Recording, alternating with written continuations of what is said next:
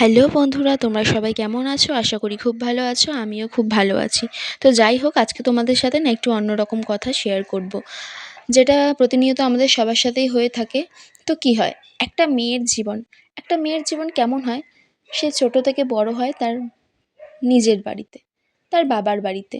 ছোট থেকে বড় হয়, সেইখানে বড় হয়ে ওঠে, মা বাবা বন্ধু বান্ধব আত্মীয় স্বজন প্রত্যেকটা মানুষকে ছেড়ে যখন তার বিয়ে হয়ে যায়, তারপরে সে তার শ্বশুরবাড়ি আসে।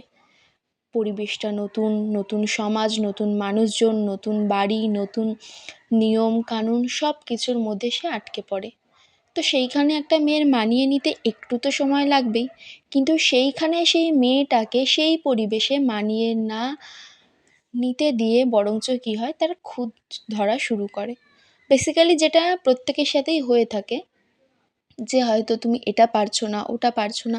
বাট এই পারছো না না করে যদি তাকে শিখিয়ে দেওয়া হয়, তাহলে কি সে শিখবে না? অবশ্যই শিখবে। একটা মেয়েকে যদি শ্বশুরবাড়িতেও তার বাপের বাড়ির মতন ভালোবেসে আদর করে যদি রাখা হয়, তাহলে কি সে তাদেরকে ভালোবাসবে না? অবশ্যই বাসবে।